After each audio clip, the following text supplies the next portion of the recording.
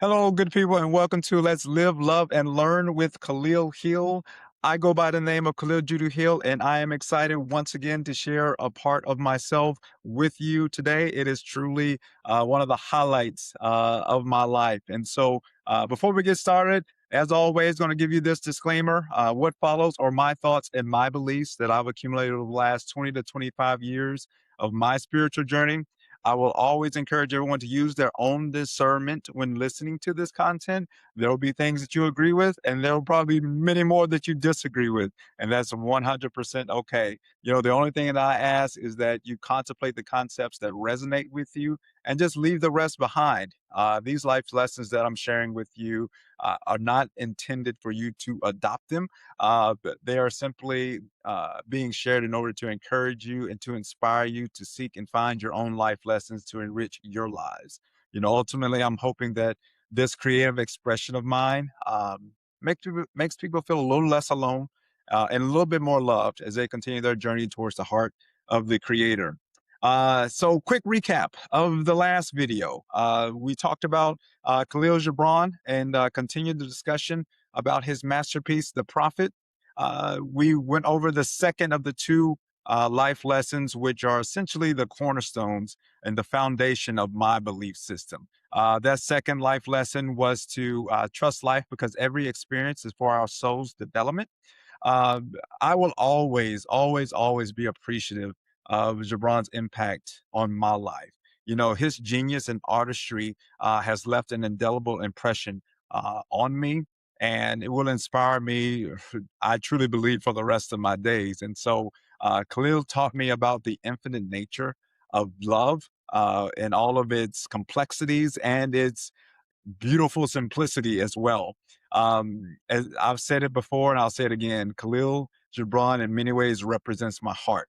So now we're going to kind of transition to someone who influenced how I pursue truth, how I process information, and also how I may analyze data.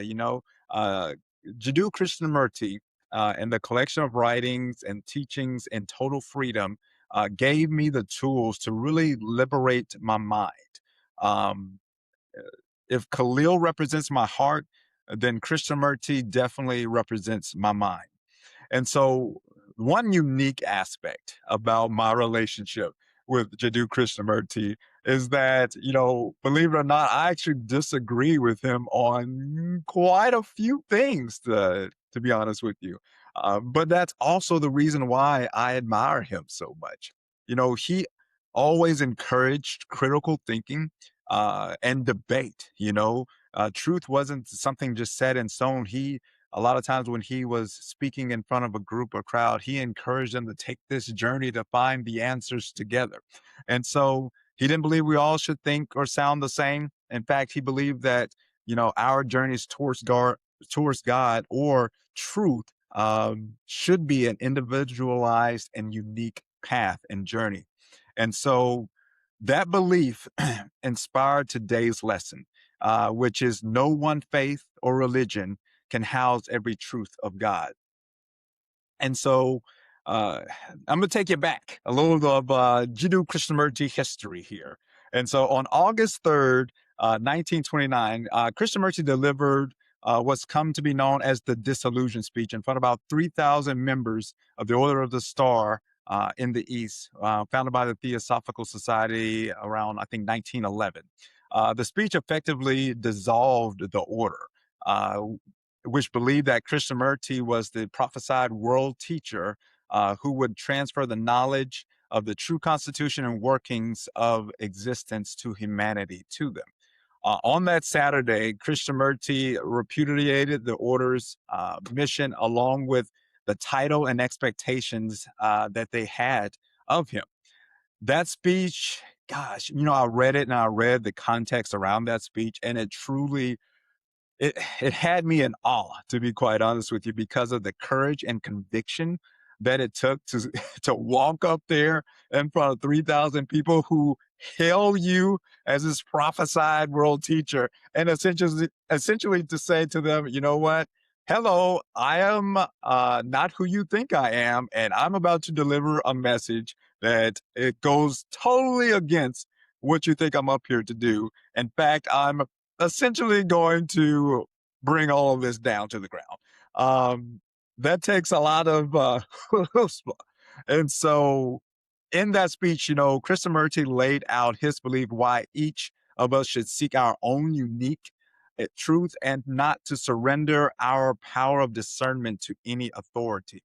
Now, I'm going to read a portion of the disillusioned speech. I think it's absolutely fascinating, and I definitely wanted to share it in this video with all of you. So uh, let me jump into it. Truth is a pathless land, and you cannot approach it by any path whatsoever, by any religion, by any sect. That is my point of view, and I adhere to that absolutely and unconditionally. Truth being limitless, unconditioned, unapproachable by any path whatsoever cannot be organized, nor should any organization be formed to lead or to coerce people along any particular path. If you first understand that, then you will see how impossible it is to organize a belief. A belief is purely an individual matter, and you cannot and must not organize it. If you do, it becomes dead, crystallized, it becomes a creed, a sect, a religion to be imposed on others. Then Krishnamurti kind of goes on and says, I maintain that no organization can lead man to spirituality. If an organization be created for this purpose, it becomes a crutch, a weakness, a bondage, and must cripple the individual and prevent him from growing, from establishing his uniqueness, which lies in the discovery of himself, of that absolute, unconditioned truth.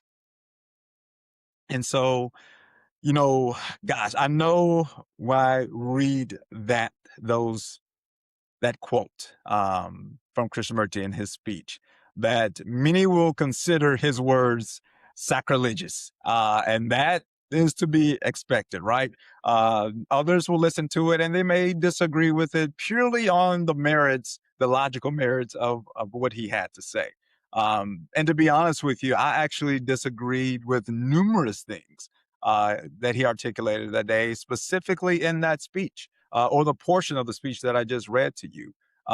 Yet I have to admit that most of that speech, most of that messaging that day really ignited the belief that, you know what, I could walk a different path towards truth, towards my understanding of the creator from what I was being taught, for years prior, since I was young growing up within the church, I realized that, you know what, there is a different path that I could walk.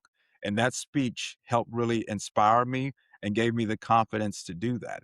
So his words helped me to challenge and question everything that I had ever known up to that point. There was a point in my life where I actually sat back and I evaluated every single belief uh, and realized much of it was not true. Everything that I accepted as true, even everything that, I accepted as a lie, I had to reevaluate everything in order for me to find out what really was true, without the filters, without the preconceived notions, without the obvious influence I had that was indoctrinated within me, since I was a young kid. And so um, his assertion that truth is a pathless land, it really legitimized a feeling within me.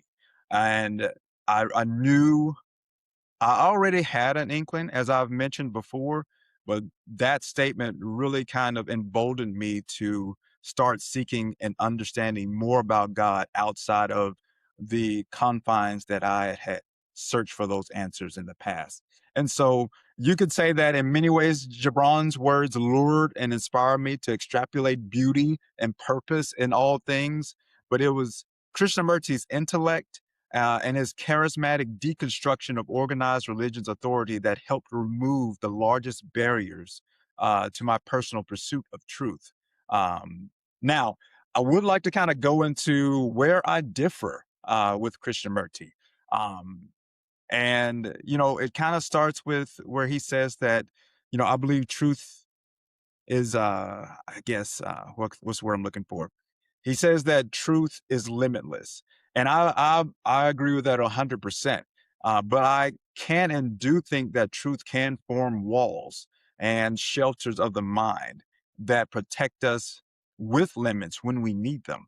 Um, to give an example, it's very tough, growing up, especially early in your spirituality, to wrap your head around the concept of a God that's infinite or limitless or, without beginning or end. Like that is a concept that's hard to stomach to digest initially. And I think that what truth does, what God does is that, for me, personally speaking, like my introduction into the Judeo Christian faith, the religion, into Christianity, into the Baptist church, I needed those walls. I needed to know, right, this was wrong. This is God, this isn't of God. Like I needed those clearly defined parameters in order for me to start being introduced to the divine, introduced to the concept of a God. That helped me kind of, it was like it incubated me in order for me to get to the point where I felt like I could grow and learn more and maybe stretch myself outside of those walls. But I needed those boundaries initially. And so I do think that it's kind of like, yes, truth is limitless, but I think that it has compartments, it has limitless compartments where we can go in and have these structures that have walls and provide security and allow us to grow and maybe expand outside of those walls at some point. I hope that makes sense. And so, another thing that I kind of disagree a little bit with Krishnamurti on is that, I believe that belief can be organized, but it must be flexible and it has to be willing to give way when its structure inhibits our development, our evolution, and our expansion.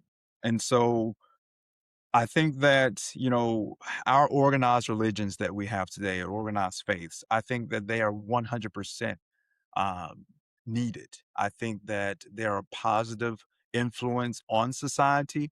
I feel like my experience, once again, with the Baptist Church and Christianity, it helped me so much. A lot of my moral foundation and my center came from that, and so I think that it's not just about beliefs being organized. It's about also being able to gosh, have that synergy with others, that fellowship with others and coming together in a congregation and worshiping together. It's one of those things where belief is personal. It is an individual matter.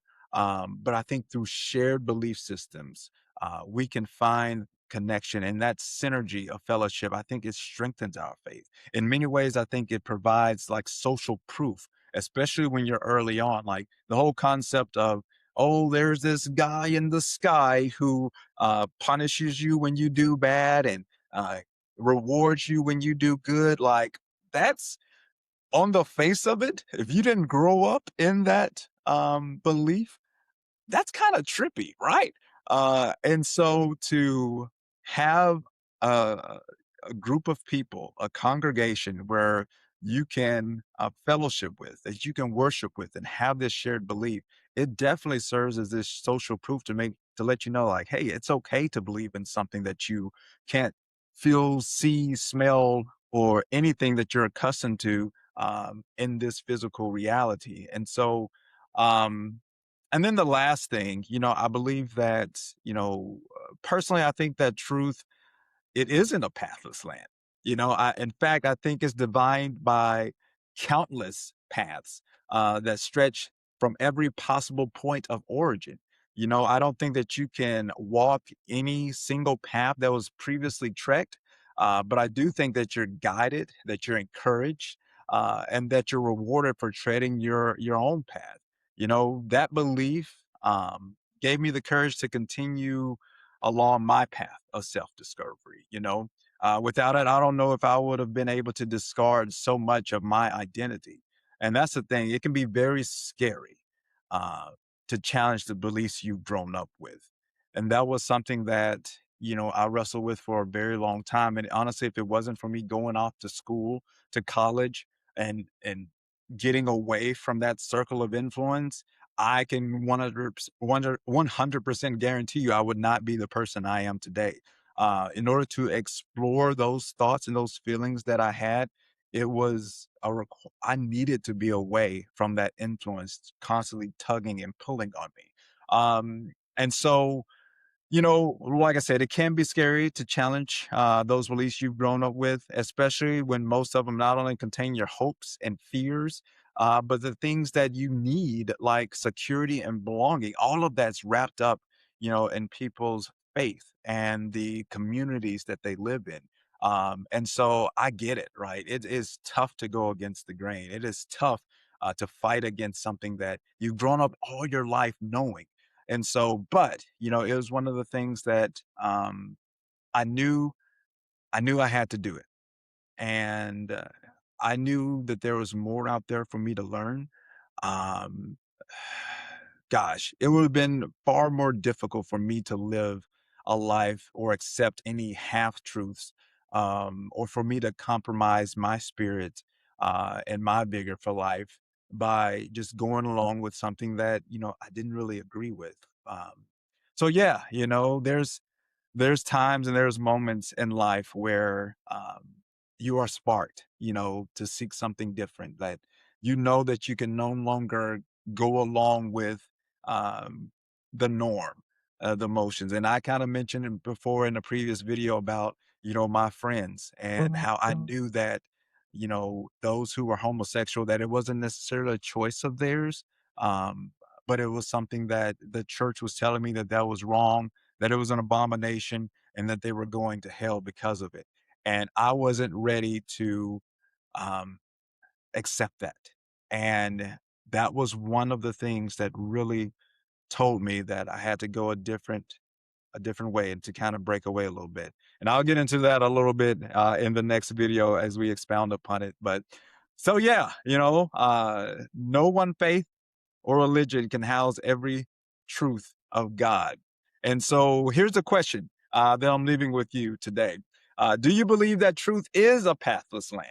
And that knowing the divine requires a personalized, unique journey of seeking and exploration? Or do you believe that the world's major religions got it figured out? And the only thing that you need to do is simply commit to one of them in order to get closer to God? As always, I'm very excited to read your answers in the comments below, and I know the community would love to read them as well. And so, today's quote and my message, to my son: if we're not free to leave the shelters of our mind, they will become a tomb where our vigor and intelligence slowly rot. Thanks for spending another 15 to 20-ish minutes with me. I truly do enjoy these moments of sharing myself with others. Until next time, take care of yourselves. Know that you are never alone and that you are always loved. Peace out.